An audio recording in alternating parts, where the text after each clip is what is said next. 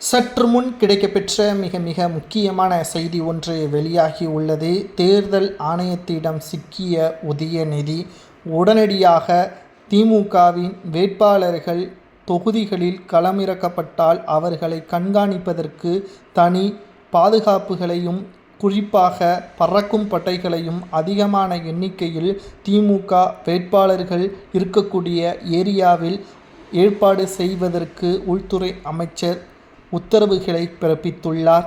இது உதயநிதி அவர்கள் தேர்தல் ஆணையத்திடம் வசமாக சிக்கிவிட்டார் என்ற தகவலை நம்மால் பார்க்க முடிகிறது. எதற்காக, என்ன காரணம் என்பதை இந்த வீடியோவில் நாம் முழுமையாக பார்க்கலாம்.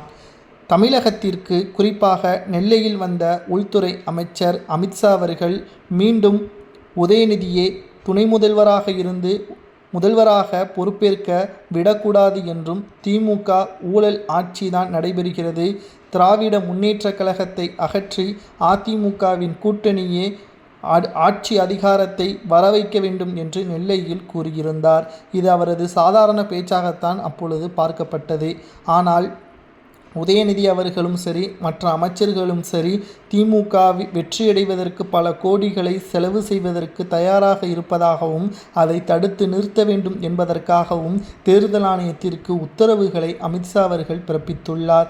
அதாவது திமுக வேட்பாளர்கள் அறிவிக்கப்படுவதற்கு முன்பாகவும் சரி, அறிவிக்கப்பட்ட பிறகும் சரி, பறக்கும்படை அதிகாரிகள் அதிக அளவில் திமுக தொகுதிகளில் அதிகாரிகள் ஏற்பாடுகள் செய்ய வேண்டும். ஒவ்வொரு தெருக்களிலும் கூட பலத்த பாதுகாப்புகள் ஈடுபட வேண்டும். பணம் கொடுக்கப்படுகிறதா, பணப்பட்டுவாடா நடைபெறுகிறதா என்பதை ஆதாரத்துடன் கையும் களுவுமாக சிக்கினால் வேட்பாளர் தேர்தலில் போட்டியிடுவதற்கு தடை என்பது கூட தேர்தல் ஆணையம் உத்தரவுகளை பிறப்பிக்கலாம் என்ற உத்தரவு தற்பொழுது அமித்ஷா அவர்களால் வழங்கப்பட்டுள்ளது. இதனால் உதயநிதி அவர்களுக்கு மிகப்பெரிய ஒரு தர்ம சங்கடத்தை ஏற்படுத்தியுள்ளது. முதல்வர் ஸ்டாலின் அவர்கள் வெளிநாடு பயணம் மேற்கொண்டுள்ளார். இந்த நிலையில் தமிழகத்தில் உதயநிதி அவர்கள் தான் கவனித்து வருகிறார்.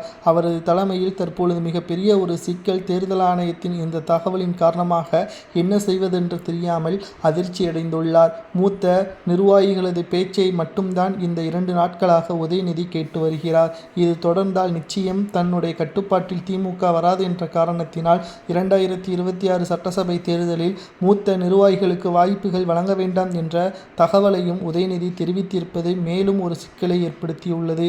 2026 சட்டசபை தேர்தலில் திமுக பணத்தை கொடுத்தால் நீங்கள் வாங்குவீர்களா மாட்டீர்களா, அல்லது வாங்கி கொண்டு திமுகவிற்கு ஓட்டுக்களை செலுத்த மாட்டீர்களா? தேர்தல் ஆணையம் திமுக வேட்பாளர் பணத்தை கொடுத்தால் அவரது வேட்புமனுவை தள்ளுபடி செய்வது சரியா?